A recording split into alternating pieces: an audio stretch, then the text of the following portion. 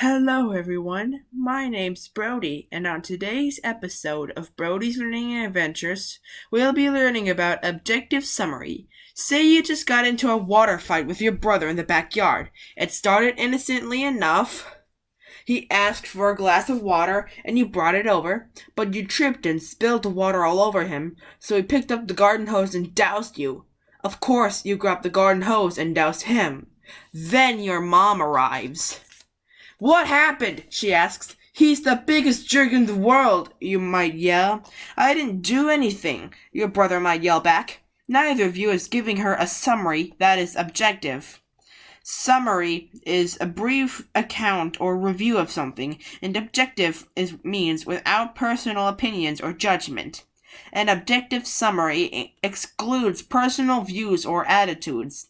In contrast, a summary that is subjective is influenced by a person's perspective and or feelings, not just the facts. Opinions can differ from person to person, while facts remain true no matter your perspective. Subjective means based on personal opinion. To save a life, this firefighter needs information from an objective summary. Fire is pretty, I don't like fires, and being a fireman is cool. 3 of those were opinions. And the fact is, but is there anyone in the building? To write an objective summary to a paraphrase, say again in different words, or summarize a passage to express the same meaning. Sometimes a paraphrase is briefer and clearer than the original language. Also, when you take all of the personal opinions and debatable judgments out of a statement, sometimes you discover there are only a handful of facts. Here's an example. "I couldn't believe it. I never thought anything like this could happen in our neighborhood. But wouldn't you know, the instant I came around the corner, I could see smoke billowing from my neighbor's backyard. I bet it's an enemy warhead, or a gasline explosion. Or you know what? It could be the smoking remains of an alien spaceship." The only objective summary that you can make of this passage is that there was smoke coming from your neighbor's yard. It's not just excited neighbors who offer a lot of personal opinions. Writers do it too. Example. In this selection from Japanese fairy tales, Ye Fiorida Ozaki relates the story of a farmer and a badger. Long, long ago, there lived an old farmer and his wife who had made their house in the mountains, far from any town. Their only neighbor was a bad and malicious badger. Bad malicious is the opinion. This badger used to come out every night and run across to the farmer's field and spoil the vegetables and the rice which the farmer spent his time in carefully cultivating. The badger at least grew so ruthless in his mischievous work and did so much harm everywhere on the farm that the good-natured farmer could not stand it any longer and determined to put a stop to it. Carefully grew so ruthless to his mischievous work and good nature were the opinions. So he lay in wait day after day and night after night with a big club, hoping to catch the badger, but all in vain. Then he laid traps for the wicked animal. Wicked is the opinion. When we paraphrase, it's okay to state the opinions of the author and characters in the story. We just need to avoid adding our own opinions when we're writing an objective summary. Otherwise, our paraphrase becomes subjective. Subjective summary example. Ye Theodora Ozaki thought that the badger who kept eating the farmer's crops was doing it just to bother the farmer, but I think the badger was hungry and needed something to eat. I think the badger was hungry and needed something to eat was the personal opinion, and it doesn't belong in an objective summary. Here's an objective summary example. Ye Theodora Ozaki recorded a Japanese fairy tale about a farmer and a badger. She writes that the badger destroyed the farmer's crop and characterized the badger as malicious. How to write an objective summary. Step number 1. Stick to the facts. Is what you're writing a fact and not a judgment? If it's a personal judgment or opinion, leave it out. Step number 2. Choose what's important. Don't choose random facts. Include only what matters most. If you don't need a fact to get the main point across, leave it out. Class, I'll be right back.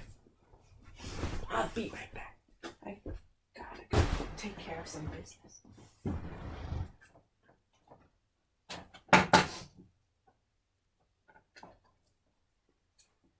The computer's battery's running low.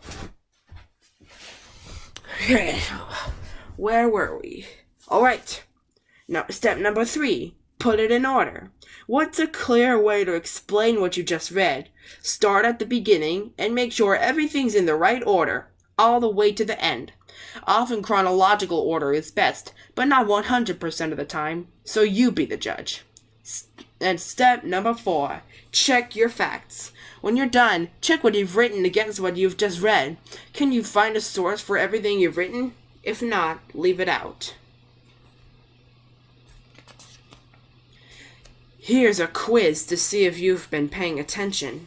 Fill in the blank. A paraphrase is usually briefer and blank than the original text. What is the opposite of subjective? If something is free from personal opinion or judgment, is it objective or subjective? What is another name for an objective summary?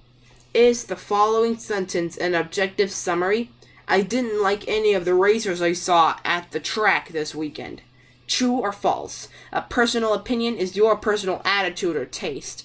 Is the following sentence an objective summary? The Declaration of Independence says that we were all created equal and we should all be free.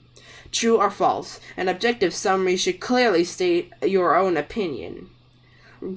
Number 9. Write a brief objective summary of A Thirsty Pigeon from Aesop's Fables. A pigeon who was very thirsty saw a goblet of water painted on a signboard. Without stopping to see what it was, she flew to it with a loud whir and dashing against the signboard, jarred herself terribly.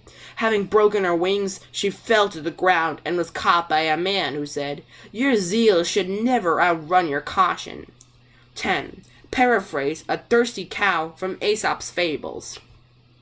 A thirsty cow once spied a pitcher and flew to it to see if by chance there was any water in it.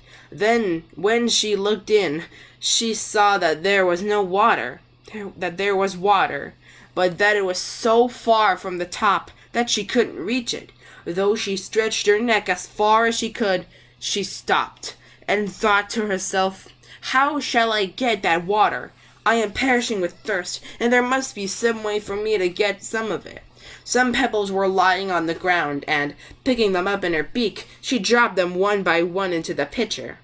They sank to the bottom, and at last the water was pushed up to the top, so that the crow could easily drink it.